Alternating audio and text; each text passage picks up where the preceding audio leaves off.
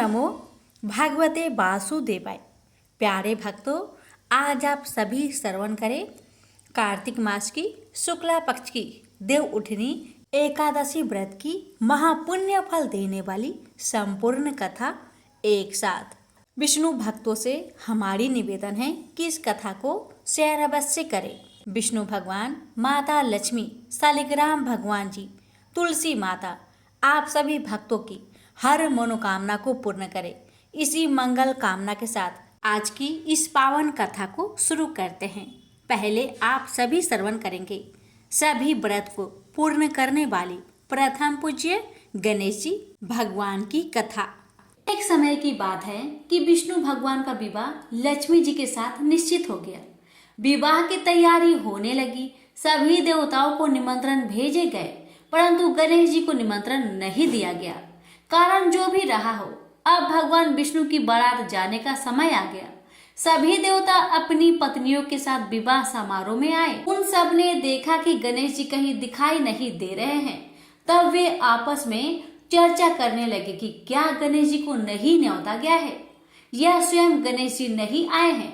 सभी को इस बात पर आश्चर्य होने लगा। तभी सबने विचार किया कि विष्णु भगवान से ही इसका कारण पूछा जाए।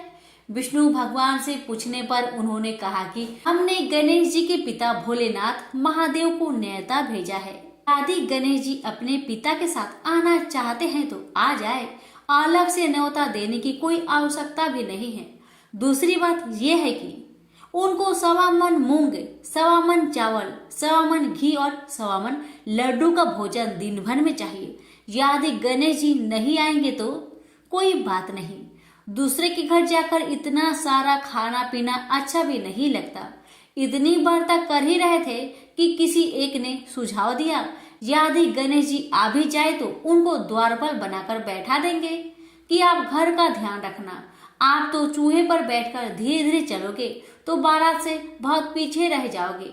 यह सुझाव भी सबको पसंद आ गया, तो विष्णु भगवान ने भी अपनी सहमति दे दी। होना क्या था, इतने में ही गणेश जी वहां आ पहुंचे और उन्हें समझा बुझाकर घर की रखवाली करने बैठा दिया गया।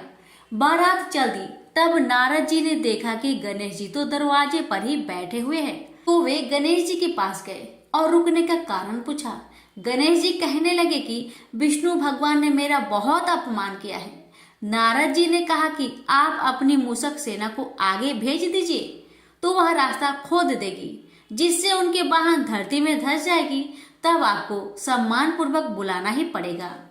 अब तो गणेश जी ने अपनी मूषक सेना जल्दी से आगे भेज दी और सेना ने जमीन पोली कर दी। जब बारात वहां से निकली तो रथों के पहिए धरती में धंस गए।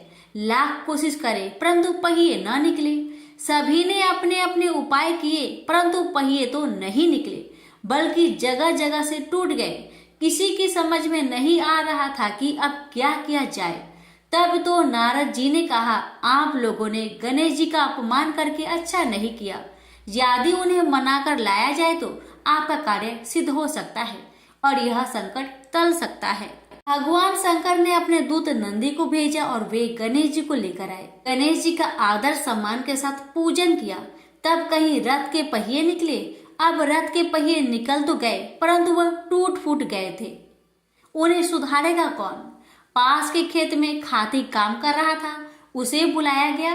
खाती अपना कार्य करने से पहले श्री गणेशाय नमः कहकर गणेश जी की वंदना मन ही मन करने लगा। देखते ही देखते खाती ने सभी पहियों को ठीक कर दिया। तब खाती कहने लगा कि देवताओं, आपने सर्वप्रथम गणेश जी को नहीं मनाया होगा और ना ही उनका पूजन किया होगा, इसलिए तो आपके साथ यह संकट आया है। हम तो मूर्ख अज्ञानी हैं, फिर भी पहले गणेश जी को पूजते हैं, उनका ध्यान करते हैं। आप लोग तो देवतागण हैं, फिर भी आप गणेश जी को कैसे भूल गए? अब आप लोग भगवान श्री गणेश जी की जय बोलकर जाए तो आपके सब काम बन जाएंगे और कोई संकट भी नहीं आएगा। ऐसा कहते हुए बारात वहां से चल दी और विष्णु भगवान का लक्ष्मी जी के साथ विवाह संपन्न करा के सभी सकुशल घर लौट आए। हे गणेश जी महाराज, आपने विष्णु को जैसे कारज सरियो ऐसा कारज सबका सिद्ध कर जो। बोलो गजानन भगवान की जय। एक राजा के राज्य में सभी लोग एकादशी का व्रत रखते थे। प्रजा तथा नौकर चाकरों से लेकर पशुओं तक को एकादशी के दिन अन्न नहीं दिया जाता था। एक दिन किसी दूसरे राज्य का एक व्यक्ति राजा के पास आकर बोला, महाराज कृपा करके मुझे नौकरी पर रख लीजिए। तब राजा ने उसके सामने एक शर्त रखी, ठीक है रख लेते हैं, किंतु रोज तो तुम्हें खाना और सब कुछ मिलेगा, पर एकादशी को अन्न नहीं मिलेगा। उस व्यक्ति ने उस समय हाँ तो कर दिया, पर एकादशी के दिन जब उसे फलहार का सामान दिया गया तो वह राजा के सामने जाकर गिड़गिड़ाने लगा, महाराज इससे तो मेरा पेट नहीं भरेगा, मैं भूखा ही मर जाऊंगा, राज मुझे अन्न दे दो। राजा ने उसे उसकी शर्त की बात याद दिलाई, पर वह अन्न छोड़ने को राजी नहीं हुआ। तब राजा ने उसे आटा, दाल, चावल आदि दिए। वह नित्य की तरह नदी पर पहुंचा और स्नान कर भोजन पकाने लगा। जब भोजन बन गया तो वह भगवान को बुलाने लगा, आओ भगवान भोजन तैयार है। उसके बुलाने पर पीताम्बर धारण किए भगवान चतुर्भुज रूप में आ पहुंचे तथा प्रेम से उसके साथ भोजन करने लगे। भोजन आदि करके भगवान अंतर्ध्यान हो गए तथा वह अपने काम पर चला गया। 15 दिन बाद अगली एकादशी को वह राजा से कहने लगा, महाराज मुझे दुगना सामान दीजिए। उस दिन तो मैं भूखा ही रह गया। राजा ने कारण पूछा तो उसने बताया कि हमारे साथ भगवान भी खाते हैं, इसलिए हम दोनों के लिए ये सामान पूरा नहीं होता। यह सुनकर राजा को बड़ा आश्चर्य हुआ। वह बोला कि मैं नहीं मान सकता कि भगवान तुम्हारे साथ भोजन खाते हैं। मैं तो इतना व्रत रखता हूँ, पूजा करता हूँ, पर भगवान ने मुझे कभी दर्शन नहीं दिए। राजा की बात सुनकर वह बोला, महाराज यदि विश्वास ना हो तो साथ चलकर देख लीजिए। राजा एक पेड़ के पीछे छिपकर बैठ गए। उस व्यक्ति ने भोजन बनाया तथा भगवान को शाम तक पुकारता रहा, परंतु भगवान न आए। अंत में उसने कहा, हे भगवान यदि आप नहीं आएंगे तो मैं नदी में कूदकर अपना प्राण त्याग दूंगा। लेकिन भगवान नहीं आए। तब वह प्राण त्यागने के उद्देश्य से नदी की तरफ बढ़ा।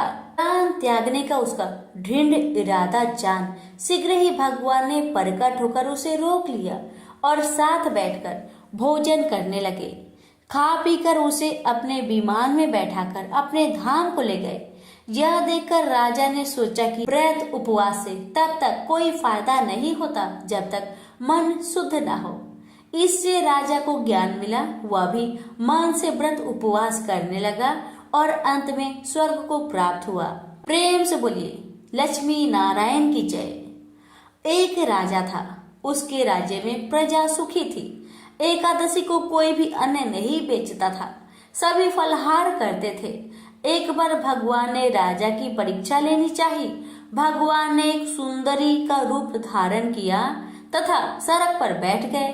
तभी राजा उधर से निकला और सुंदरी को देख चकित रह गया। उसने पूछा, हे सुंदरी तुम कौन हो और इस तरह यहाँ क्यों बैठी हो? तब सुंदरी स्त्री बने भगवान बोले, मैं निरश्चिता हूँ, नगर में मेरा कोई जान पहचाना नहीं, किससे सहायता मांगू? राजा उसके रूप पर मोहित हो गया था। राजा बोला, तुम मेरे महल में चलकर मेरी रानी बनकर रहो। सुंदरी बोली, मैं तुम्हारी बात मानूंगी, पर तुम्हें राज्य का अधिकार मुझे सौंपना होगा। राज्य पर मेरा पूर्ण अधिकार होगा। मैं जो भी बनाऊंगी तुम्हें खाना होगा। राजा उसके ऊपर मोहित था, अतः उसने उसकी सभी शर्तें स्वीकार कर ली। अगले दिन एकादशी थी। रानी ने हुक्म दिया कि बाजारों में अन्य दिनों की तरह अन्न बेचा जाए। उसने घर में मांस, मछली आदि पकवान बनवाए तथा परोसकर राजा को खाने के लिए कहा। यह देखकर राजा बोला, रानी आज एकादशी है, मैं तो केवल फलहार ही करूंगा। तब रानी ने शर्त की बात याद दिलाई और बोली, या तो खाना खाओ, नहीं तो मैं बड़े राजकुमार का सिर काट लूंगी।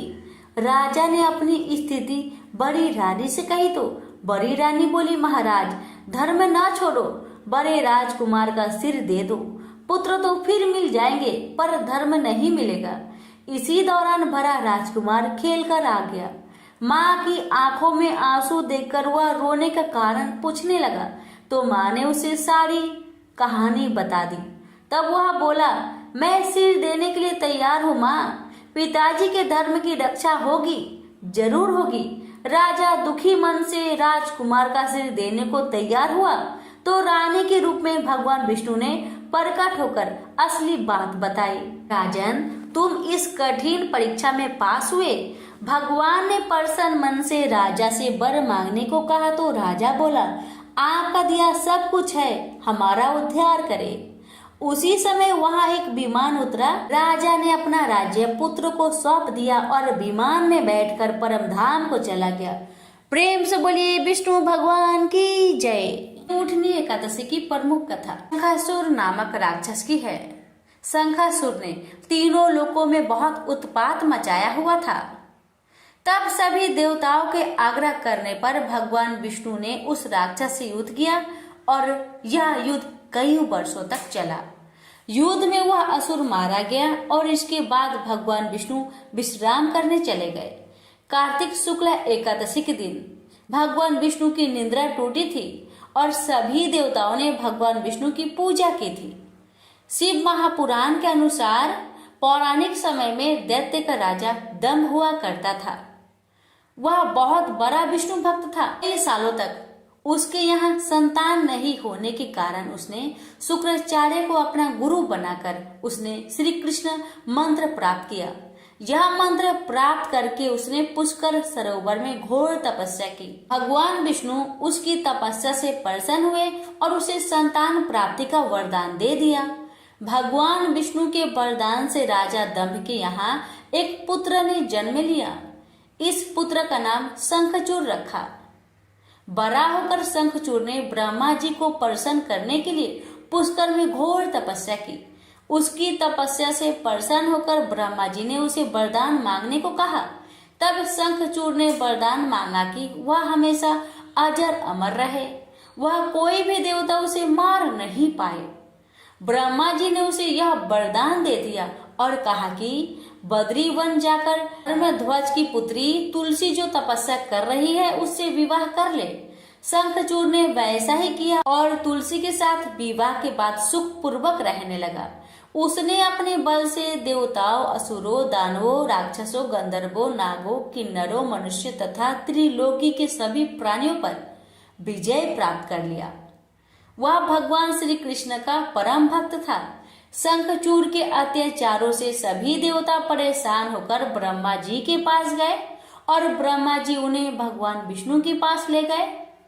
भगवान विष्णु ने कहा कि शंखचूड़ की मृत्यु भगवान शिव के त्रिशूल से होगी, अतः आप उनके पास जाए। भगवान शिव ने चित्ररथ नामक गण को अपना दूत बनाकर शंखचूड़ के पास भेजा।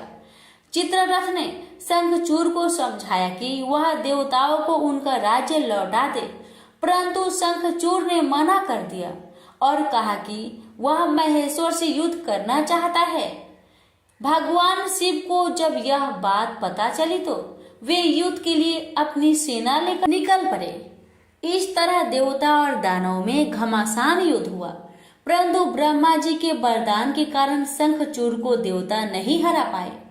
भगवान शिव ने शंखचूड़ का वध करने के लिए जैसे ही अपना त्रिशूल उठाया तभी आकाशवाणी हुई कि जब तक शंखचूड़ के हाथ में श्री हरि कवच है और उसकी पत्नी का अस्तित्व अखंडित है तब तक इसका वध असंभव है। आकाशवाणी सुनकर भगवान विष्णु वृद्ध ब्राह्मण का रूप धारण कर शंखचूड़ के पास गए और उससे श्री हरि कवच दान में मांग लिया। शंखचूड़ ने वह कवच बिना किसी संकोच के दान कर दिया।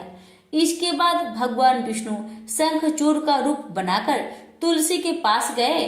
शंखचूड़ रूपी भगवान विष्णु ने तुलसी के महल के द्वार पर जाकर अपनी विजय होने की सूचना दी।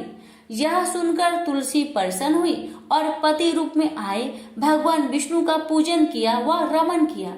ऐसा करते ही तुलसी का अस्तित्व खंडित हो गया और भगवान शिव ने युद्ध में अपने त्रिशूल से शंखचूड़ का वध कर दिया। तुलसी को पता चला कि वे उनके पति नहीं हैं, बल्कि वे तो भगवान विष्णु हैं। क्रोध में आकर तुलसी ने कहा कि आपने छल पूर्वक मेरा धर्म भ्रष्ट किया है और मेरे पति को मार डाला है, अतः मैं आपको श्राप देती हूँ कि आप पाषाण होकर धरती पर पड़े रहे। तब भगवान विष्णु ने कहा, देवी तुम मेरे लिए भारत वर्ष में रहकर बहुत दिनों तक तपस्या कर चुकी हो। तुम्हारा यह शरीर नदी रूप में बदलकर गंडक की नामक नदी के रूप में प्रसिद्ध होगा। तुम पुष्पों में श्रेष्ठ तुलसी का वृक्ष बन जाओगी और सदा मेरे साथ रहोगी। तुम्हारे श्राप को सत्य करने के लिए मैं पाषाण शालिग्राम बनकर रहूंगा। गंडकी नदी के तट पर मेरा वास होगा। देव प्रबोधिनी एकादशी के दिन भगवान शालिग्राम व तुलसी का विवाह संपन्न कर मांगलिक कार्य का प्रारंभ किया जाएगा। हिंदू धर्म मान्यता के अनुसार इस दिन तुलसी शालिग्राम विवाह करने से अपार पुण्य प्राप्त होता है। बोलिए लक्ष्मी नारायण की जय, तुलसी मैया की जय। सतयुग में मूर नाम का एक दैत्य उत्पन्न हुआ। वह बड़ा बलवान और भयानक था। उस प्रचंड दैत्य ने इंद्र, आदित्य, वासु, वायु, अग्नि आदि सभी देवताओं को पराजित करके भगा दिया। तब इंद्र सहित सभी देवताओं ने भयभीत होकर भगवान शिव से सारा वृत्तांत कह सुनाया और बोले कि हे कैलाशपति, मूल दैत्य से भयभीत होकर सब देवता मृत्यु लोक में फिर रहे हैं। तब भगवान शिव ने कहा, हे देवताओं, तीनों लोकों के स्वामी, भक्तों के दुख का नाश करने वाले भगवान विष्णु के शरण में जाओ। वे ही तुम्हारे दुखों को दूर कर सकते हैं। शिव जी के ऐसे वचन सुनकर सभी देवता क्षीर सागर में पहुंचे। वहां भगवान को शयन करते देख हाथ जोड़कर उनकी स्तुति करने लगे कि हे देवताओं द्वारा स्तुति करने योग्य प्रभु, आपको बारंबार नमस्कार है। हे देवताओं की रक्षा करने वाले मधुसूदन, आपको नमस्कार है। आप हमारी रक्षा करें। दैत्यों से भयभीत होकर हम आपकी शरण में आए हैं। आप इस संसार के कर्ता, माता पिता, उत्पत्ति और पालन करता और संहार करने वाले हैं। सबको शांति प्रदान करने वाले हैं। आकाश और पाताल भी आप ही है। सबके पितामह ब्रह्मा, सूर्य, चंद्र, अग्नि, सामग्री, होम, आहुति, मंत्र, तंत्र, जप, यजमान, यज्ञ, कर्म कर्ता और भोक्ता आप ही हैं। आप सर्वव्यापक है। आपके सिवा तीनों लोकों में चर तथा अचर कुछ भी नहीं है। हे भगवान, दैत्यों ने हमको जीतकर स्वर्ग से भ्रष्ट कर दिया है और हम सब देवता इधर उधर भागे फिर रहे हैं। आप उन दैत्यों से हम सबकी रक्षा करें। इंद्र के ऐसे वचन सुनकर भगवान विष्णु कहने लगे कि हे इंद्र, ऐसा मायावी दैत्य कौन है जिसने सब देवताओं को जीत लिया है? उसका नाम क्या है? उसमें कितना बल है और किसके आश्रय में है तथा उसका स्थान कहाँ पर है? यह सब मुझसे कहो। भगवान के ऐसे वचन सुनकर इंद्र बोले, भगवान, प्राचीन समय में एक नारी जंघ नामक राक्षस था। उसके महापराक्रमी और लोक विख्यात मूर नाम का एक पुत्र था। उसकी चंद्रावती नाम की नगरी है। उसी ने सब देवताओं को स्वर्ग से निकालकर वहां अपना अधिकार जमा लिया है। उसने इंद्र, अग्नि, वरुण, यम, वायु, यश, चंद्रमा, नैऋत्य आदि सबके स्थान पर अधिकार कर लिया है। सूर्य बनकर स्वयं ही प्रकाश करता है, स्वयं ही मेघ बन बैठा है और सबसे अजय है। हे असुर निकंदन, उस दुष्ट को मारकर देवताओं को अजय बनाइए। यह वचन सुनकर भगवान ने कहा, हे देवताओं, मैं शीघ्र ही उसका संहार करूंगा। तुम चंद्रावती नगरी जाओ। इस प्रकार कहकर भगवान सहित सभी देवताओं ने चंद्रावती नगरी की ओर प्रस्थान किया उस समय जब दैत्य मूर सेना सहित युद्ध भूमि में गरज रहा था, उसकी भयानक गर्जना सुनकर सभी देवता भय के मारे चारों दिशाओं में भागने लगे। जब स्वयं भगवान रणभूमि में आए तो दैत्य उन पर भी अस्त्र शस्त्र आयुध लेकर दौड़े। भगवान ने उन्हें सर्प के समान अपने बाणों से बीध डाला। बहुत से दैत्य मारे गए, केवल मूर बचा रहा। वह अविचल भाव से भगवान के साथ युद्ध करता रहा। भगवान जो भी तीक्ष्ण बाण चलाते, वह उसके लिए पुष्प सिद्ध होता। उसका शरीर छिन्न भिन्न हो गया, किंतु वह लगातार युद्ध करता रहा। दोनों के बीच मल्ल युद्ध भी हुआ। 10,000 वर्ष तक उनका युद्ध चलता रहा, किंतु मूर नहीं हारा। थक कर भगवान बद्रिका आश्रम चले गए। वहां हेमवती नामक सुंदर गुफा थी। उसमें विश्राम करने के लिए भगवान उसके अंदर प्रवेश कर गए। यह गुफा 12 योजन लंबी थी और उसका एक ही द्वार था। विष्णु भगवान वहां योग निद्रा की गोद में सो गए। मूर भी पीछे पीछे वहां तक आ गया और भगवान को सोया देखकर मारने को उद्धत हुआ। तभी भगवान के शरीर से उज्जवल कांतिमयी रूप वाली देवी प्रकट हुई। देवी ने राक्षस मूर को ललकार कर युद्ध किया और उसे तत्काल मौत के घाट उतार दिया। श्री हरि जब योग निद्रा की गोद से उठे तो सब बातों को जानकर उस देवी से कहा कि आपका जन्म एकादशी के दिन हुआ है, अतः आप 11 माता के नाम से पूजी जाएंगी और आपके भक्त वही होंगे जो मेरे भक्त होंगे। और हर एकादशी के दिन जो भी भक्त मेरी पूजा के साथ साथ आपकी भी पूजा करेगा और कथा को श्रद्धा पूर्वक श्रवण करेगा, उसकी सारी दुख तकलीफ समाप्त हो जाएगी। सभी प्रेम से बोलिए विष्णु भगवान की जय हो, 11 माता की जय हो। बहुत समय पहले की बात है। किसी एक गांव में एक राजा रहते थे। वह प्रत्येक एकादशी का व्रत रखा करते थे। एकादशी का दिन था। राजा ने एकादशी का व्रत रखा था। तभी एक साधु महाराज आए। उन्होंने राजा से कहा कि मैं स्नान करने जा रहा हूँ। स्नान करके आकर मैं भोजन करूँगा। लेकिन जब एकादशी की तिथि समाप्त होने आई तो और साधु महाराज नहीं पधारे तो महाराज ने जल ग्रहण करके एकादशी की समाप्ति की। थोड़ी देर बाद में साधु महाराज आए तो उन्हें पता चला कि राजा ने उनकी अनुपस्थिति में एकादशी की समाप्ति कर ली है। तो उन्हें बहुत गुस्सा आया और गुस्से में आकर साधु महाराज ने महाराज को मारने के लिए अपनी जटा से एक पिचासनी को उत्पन्न किया। पिचासनी बहुत ही भयंकर थी। अब पिचासनी को साधु महाराज ने राजा अम्बरीश को मारने के लिए छोड़ दिया और उधर भगवान विष्णु ने पिचासनी को मारने के लिए अपना सुदर्शन चक्र छोड़ दिए। सुदर्शन चक्र पिचासनी को मारकर साधु महाराज को मारने के लिए चला।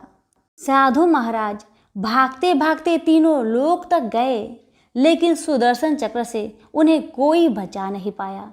आखिरकार वे हार कर भगवान विष्णु के आगे गिड़गिड़ाने लगे, रोने लगे और भगवान से प्रार्थना करने लगे कि हे भगवान, मुझसे गलती हो गई, मुझे क्षमा करें, मैं आपके भक्त को कभी परेशान नहीं करूँगा। तो विष्णु भगवान ने कहा, आपने मेरे भक्त को दुख दिया है, इसलिए मैं भी कुछ नहीं कर सकता।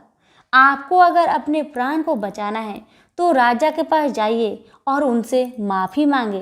अगर राजा ने आपको माफ़ कर दिया तो ही आपका जान बच सकता है, वरना नहीं।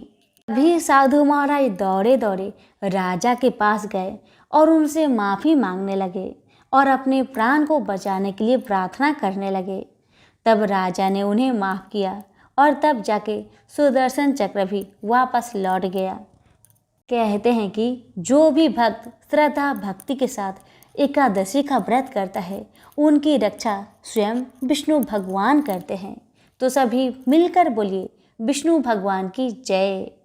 एक नगर में एक गरीब ब्राह्मण अपनी पत्नी के साथ रहता था। वह भिक्षा मांग मांग कर अपना जीवन गुजारता और भगवान की पूजा में लगा रहता था। वह उतने ही भिक्षा मांगता जिससे उसके और उसके परिवार का पेट भर सके। उस नगर का राजा बहुत धनवान था और ब्राह्मणों का आदर करने वाला था। राजा किसी भी ब्राह्मण को अपने महल से खाली हाथ नहीं जाने देते थे। दूर दूर से ब्राह्मण राजा के पास आते और मुंह मांगा दान लेकर आशीर्वाद देते हुए वापस चले जाते थे। एक दिन ब्राह्मण की पत्नी ने ब्राह्मण से कहा कि दूर दूर के ब्राह्मण राजा से मनचाहा दान लेकर चले आते हैं और तुम भी यहाँ रहकर राजा के पास नहीं जाते।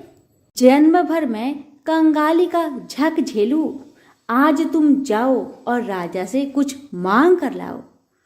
ब्राह्मण ने पत्नी को समझाते हुए कहा, तू तो बावड़ी है, हमें धन की क्या जरूरत, हमें इतना तो मिल ही जाता है जिससे हम अपना पेट भर सके। और राजा का धन तो अच्छा नहीं होता, वो हमें नहीं लेना चाहिए। ब्राह्मण की पत्नी जिद पर अड़ गई और बोली, मैं तुम्हारी एक भी बात सुनने वाली नहीं। कब तक हम कंगाली में जीते रहेंगे? तुम तो रोज माला लेकर बैठ जाते हो। अपने बच्चे को क्या खिलाएंगे और क्या पहनाएंगे? जब बच्चे दूसरे बच्चों को पहनते, ओढ़ते और खाते पीते देखेंगे तो उनका भी मन ललचाएगा। अब तुम राजा के पास जाओ। राजा बहुत भला व्यक्ति है, वो हमें मुंह मांगा दान जरूर देंगे। मजबूर होकर ब्राह्मण राजा के महल की ओर चल पड़ा, पर राजा उस समय महल में नहीं था। ब्राह्मण को वापस लौटना पड़ा। दूसरे दिन ब्राह्मण की पत्नी ने ब्राह्मण को फिर से महल में भेजा, परंतु राजा फिर से महल में नहीं मिला। तीसरे दिन राजा महल में गया और उसने ब्राह्मण का स्वागत किया और उसे आसन पर बैठाया और साथ में ब्राह्मण देवता से 2 दिन न मिल पाने के लिए क्षमा भी मांगी। राजा ने कहा, मैं आपकी क्या सेवा कर सकता हूँ? ब्राह्मण ने कहा, जो मैं मांगू वो आप दे सकेंगे? राजा ने कहा, हाँ हाँ कहिए, मैं आपकी क्या सेवा कर सकता हूँ? ब्राह्मण ने निवेदन किया, महाराज मैं कुछ और नहीं चाहता, बस आप मुझे अपने पसीने की कमाई से 4 पैसे दान में दे दीजिए। ब्राह्मण की बात सुन राजा बहुत हैरान हो गए और मन ही मन सोचने लगे कि मेरे महल में कितने सारे धन पड़े हैं, पर मेरी मेहनत की एक कौड़ी भी नहीं है। राजा ने ब्राह्मण से कहा, आप मुझे 1 दिन का समय दे, मैं कल आपको आपका मुंह मांगा दान दूंगा। ब्राह्मण महल से अपने घर को खाली हाथ ही लौट आए।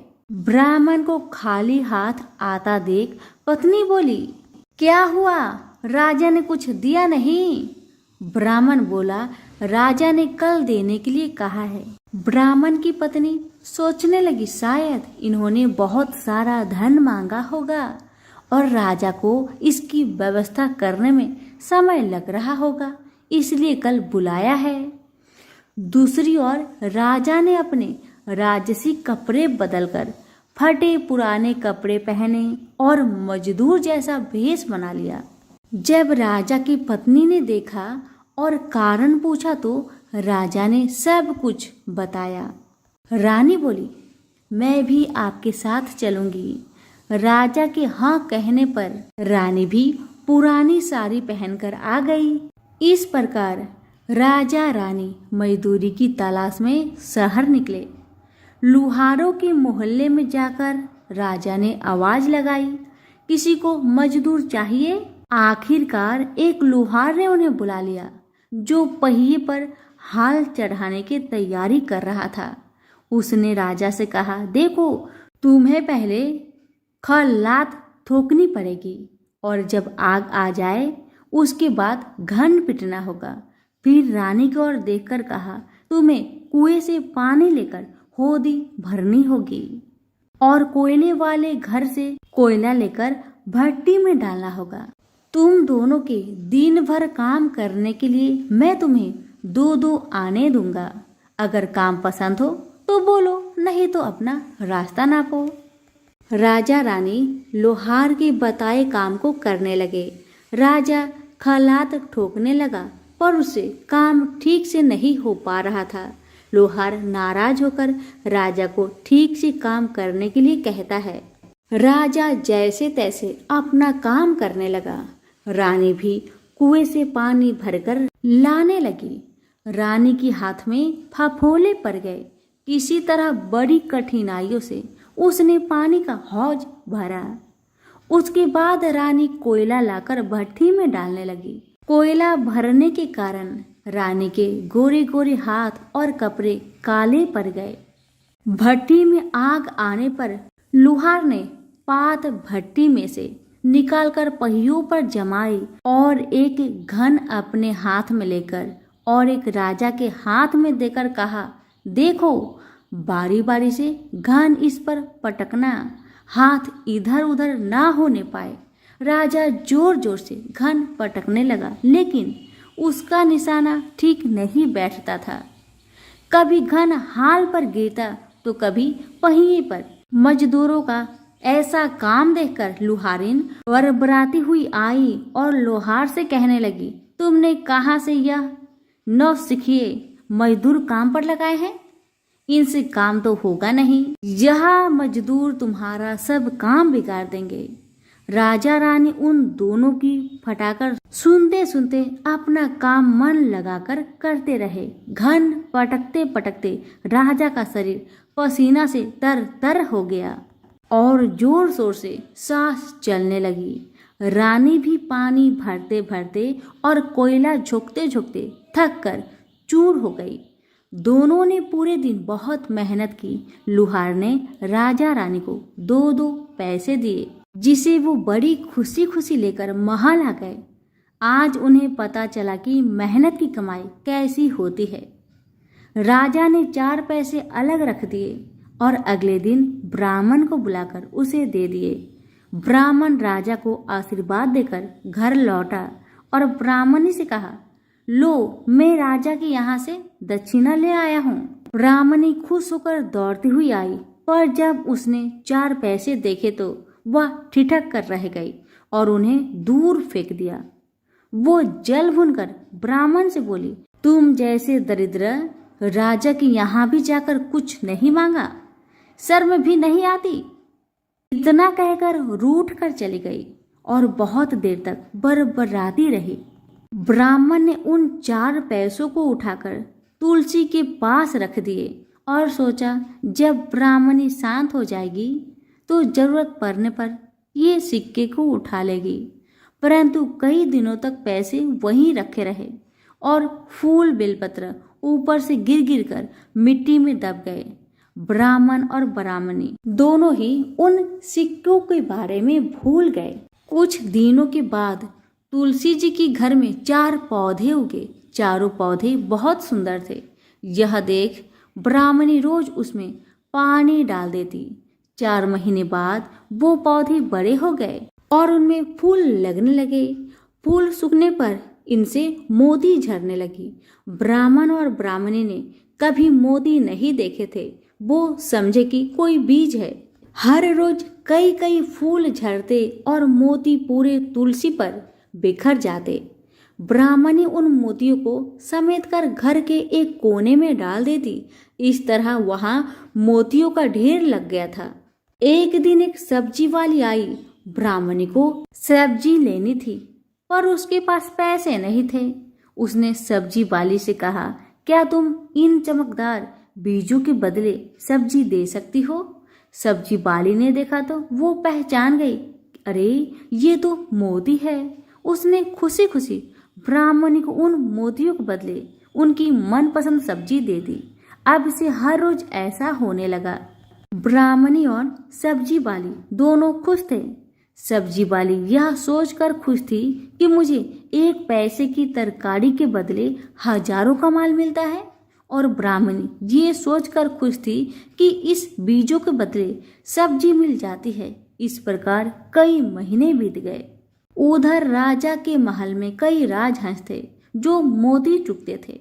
राजा का यह नियम था, जब राजहंस मोती चुग लेते थे उसके बाद ही राजा और उसका परिवार भोजन करता था। एक समय बाद राजा का सारा धन उन मोतियों और दान देने में खर्च हो गया। अब राजा को मोती खरीदने के पैसे तक नहीं बचे। यह खबर पूरे नगर में फैल गई। ब्राह्मण और ब्राह्मणी को जब यह पता चला तो उन्होंने यही विचार किया कि राजा बहुत दानी और नेक दिल है। उसने अपना सब कुछ दान कर दिया, यहाँ तक कि शायद उनके पास खाने को भी कुछ नहीं है। ऐसा हालत में हमें उन लोगों की सहायता करनी चाहिए। ब्राह्मण ने ब्राह्मणी से कहा, अगर तू कहे तो इसमें से कुछ बीज राजा को दे दूं। तू कहती है इससे सब्जी और खाने की चीज मिल जाते हैं। ब्राह्मणी ने कहा, हाँ, मैं रोज इसके बदले सौदा लिया करती हूँ। ऐसा कहकर ब्राह्मणी 1 टोकरी बीज भर लाई। ब्राह्मण राजा के पास पहुंचा और उसे वो मोती दिए और राजा को सारी बात बताई। राजा उन मोतियों को देखकर चौंक गया। उसने मोती राजहंस को दिए। राजहंस उन्हें चुगने लगे। यह देख राजा ने ब्राह्मण से कहा, एक एक मोती सैकड़ों रुपए का है। सच बताए, आपके पास इतने मोती कहाँ से आए? ब्राह्मण बोला, महाराज, ऐसे बीज तो हमारे घर पर बहुत है। और राजा को पूरी बात बताई। राजा अपने मंत्रियों के साथ ब्राह्मण के घर पहुंचे और उन चारों पेड़ों को देखा। पूछताछ में उन सिक्के वाली बात सामने आ गई। जब पेड़ों को देखा तो उनकी जड़ के पास वही सिक्के चिपके हुए थे।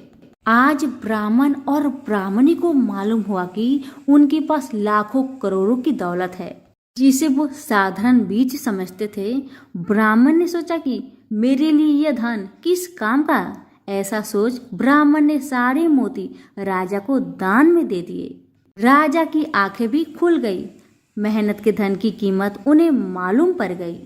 उस दिन राजा ने प्रण कर लिया कि मैं खजाने के पैसे से एक भी पैसा अपने खर्च में नहीं लगाऊंगा। अपना खर्च मेहनत करके चलाऊंगा। खजाने और ब्राह्मण के दान से राजा ने जनता का हित में कई धर्म कर्म के काम शुरू कर दिए। हे तुलसी माता, जैसे आपने ब्राह्मण परिवार पे अपनी कृपा बरसाई, वैसे ही आपकी कथा कहने वाले, सुनने वाले, हुक्कारे भरने वालों पर अपनी कृपा सदा बनाए रखे। तो प्रेम से बोलिए, तुलसी मैया की जय हो। एक छोटी सी लड़की थी जो कार्तिक नहाया करती थी। कार्तिक का महीना पूरा हुआ तो सब कहने लगे कि गंगा जी जाए या जमुना जी जाए या हरिद्वार होकर आए। एक स्त्री बोली कि मैं तो राई दामोदर भगवान को जिमाऊंगी। सब पूछने लगे कि वे कैसे होते हैं। स्त्री बोली कि मोर मुकुट, गले में बैजयंती माला और हाथ में पीताम्बर, ऐसे होते हैं राई दामोदर भगवान। वह लड़की अपने घर आई, भगवान की रसोई बनाई, मंदिर में आई, बोली, आओ मेरी भगवान आओ जिमो। मंदिर में भगवान नहीं मिले। मंदिर से शहर गई, शहर से जंगल गई, जंगल से पहाड़ों पर चढ़ गई। भगवान को पुकारते पुकारते सुबह से शाम हो गई। भगवान लड़की को पहाड़ पर चढ़ते देख बोले कि यह तो ऊपर से गिरकर मर जाएगी और मेरे सिर इसकी हत्या लगेगी। इसे दर्शन देने ही पड़ेंगे। भगवान ब्राह्मण का रूप धर कर आए और बोले, चल बेटा, मैं तेरा भगवान हूँ, तू मुझे जिमा दे। लड़की बोली, नहीं, आप मेरे भगवान नहीं हो। ब्राह्मण बोला कि तेरे भगवान कैसे हैं? तब उसने कहा, मेरे भगवान तो मोर मुकुट वाले, गले में बैजयंती माला पहने हुए और हाथ में पीताम्बर लिए हुए हैं। ब्राह्मण बोले, अच्छा ऐसे है तेरे भगवान? तो राई बोली, हाँ ऐसे है मेरे भगवान। अब भगवान ने लड़की के सामने अपना चतुर्भुजी रूप दिखाया। अब लड़की खुश हो गई और बोली कि हाँ, आप ही हो मेरे भगवान। अब आगे आगे छोटी सी लड़की भाग रही थी और पीछे पीछे भगवान आ रहे थे। भागते भागते संग की सहेलियों से बोली कि मेरे घर में मेरे भगवान आए हैं। उनमें से किसी ने कहा कि देखो तो इसके भगवान कैसे हैं। तो लड़की ने कहा जिनके भाग्य में भगवान के दर्शन लिखा था उनको तो हो गया। हे राई भगवान, जैसे आपने लड़की को दर्शन दिए वैसे ही सभी को देना। कहानी कहते सुनते हुक्कारा भरते सभी पर अपनी कृपा सदा बनाए रखना। प्रेम से बोलिए राई दामोदर भगवान की जय। बहुत समय पहले की बात है। किसी गांव में दो माँ बेटी रहती थी। बेटी का नाम था राई। वह बहुत सुंदर व सुशील थी। भगवान कृष्ण की पक्की भक्त थी। एक बार भगवान कृष्ण उसकी परीक्षा लेने हेतु साड़ियाँ बेचने वाले बनकर आए और आवाज देने लगे। राई अपने माँ से बोली मुझे भी 10 साड़ियाँ चाहिए। माँ बोली मैं पैसे कहाँ से लाऊं? बाजरी है वो ले जा। बाजरी के भगवान ने फूंक मारी तो फुस उड़ के राई की आंखों में चली गई। राई जोर जोर से रोने लगी। भगवान वहां से अंतर ध्यान हो गए। वैद्य का रूप धारण कर फिर भगवान वहां आए और आवाज देने लगे। राई की माँ बाहर आई और बोली वैद्य जी, मेरे बेटे की आंख फुस गिर गया है, उसे निकाल दो। भगवान बोले अगर मैं फुस निकालू तो उसका विवाह मेरे साथ करना होगा। राई की माँ तैयार हो गई। सगाई कर दी। कार्तिक शुक्ल 11 के दिन विवाह निश्चित किया। माँ सोचने लगी बेटी को क्या दूंगी मैं। सोनार की दुकान पर जाकर बोली मेरी राय के लिए लौंग व बिछिया घर दे। सुनार बोला मुझे समय नहीं है, मैं तो कृष्ण भगवान के गहने कर रहा हूँ। हलवाई व बनिया वो जहाँ भी गई उसको यही जवाब मिला। माँ तो घर आ गई, अब क्या करे। वो घर आई झोपड़ी महल में बदल गई। आनंद हो गया। ठाठ से विवाह की तैयारी होने लगी। भगवान बारात लेकर आए। माँ ने खूब ठाठ से राय का विवाह भगवान कृष्ण के साथ कर दिया। भगवान राय को लेके द्वारिका गए तो राय महल में रहने लगी। दूसरी रानियां चिरने लगी। सावन में राय पीहर गई। भगवान ने सोचा राय के तीज भेजूं। 7 जरी के 20 व 5 सोने के पचेटे रखे। 2 हंसों को बुलाया। वो बोले सीधे राय के पीहर जाना, कहीं मत रुकना। राधा रुक्मणी को पता चला तो उन्होंने हंसों को अपने महल में बुला के कहा थोड़ी मोटी चुग लो। हंस आ गए, मोती चुगने लगे। राधा रुक्मणी ने सारा सामान निकालकर उसमें फटे पुराने कपड़े और 5 कटे बांध दिए। पोटली हंसों को दे दिया। हंस सामान लेके राय के पास गए। राय खुशी से नाचने लगी। जैसे ही पोटली खोली 5 अंगुलियों में 5 कांटे चुभ गए। राय बहुत दुखी हुई। सावन खत्म हुआ तो भगवान लेने आए। राय भगवान से बोली नहीं भगवान, आए तो राय दूर दूर हो जाए। भगवान ने सोचा कोई बात नहीं। राय फिर भी नहीं बोले। इतनी पर भी राय भगवान को अपने महल में ही जिमाती, भोजन में दही जरूर देती। एक दिन भगवान बिल्लो गाना के दही खा गए। अब राय दही कहाँ से रखे। भगवान गुजरी बनकर दही बेचने आए। राय नीचे जाकर बोली थोड़ा दही दे दो। गुजरी रूपी भगवान बोले राय तुम उदास क्यों हो, हमने सुना है आप भगवान से नाराज हैं। राय बोली मुझे क्या मतलब, तू जा। तो गुजरी रूपी भगवान से बोले हम सहेली जैसी हैं, तो मन की बात कहो, मैं किसी को ना कहूंगी। राय ने सारी बात कही। सुनते ही भगवान को अचंभा हुआ और वे असली रूप में आ गए और बोले ये कैसे हुआ, मैंने तो जड़ी के बेसुआ सोने की पचेट भेजे थे। भगवान ने हंसों को बुलाकर पूछा तुम कहीं रुके तो नहीं। हंस बोले राधा रुक्मणी के महल में रुके और कहीं नहीं रुके थे। भगवान ने राधा रुक्मणी को बुलवाया और पूछा आपने ऐसा क्यों किया। वो बोली आप हमारे महल नहीं पधारे, इसलिए हमने ऐसा किया। भगवान बोले आप हमको प्रेम से बुलाते तो हम जरूर आते। फिर भगवान बोले कार्तिक का महीना राय को दूंगा, 5 दिन 5 तिथ्य राधा रुकमन को व 11 सत्यभामा को दूंगा। भगवान ने सबको मान दिया। हे भगवान, राधा रुकमन राय को मान दिया, वैसे सबको देना। घटती को पूरी कर जो, पूरी का प्राण छोड़ जो, भूल चूक को माफ कर जो। प्रेम से बोलिए राय दामोदर भगवान की जय।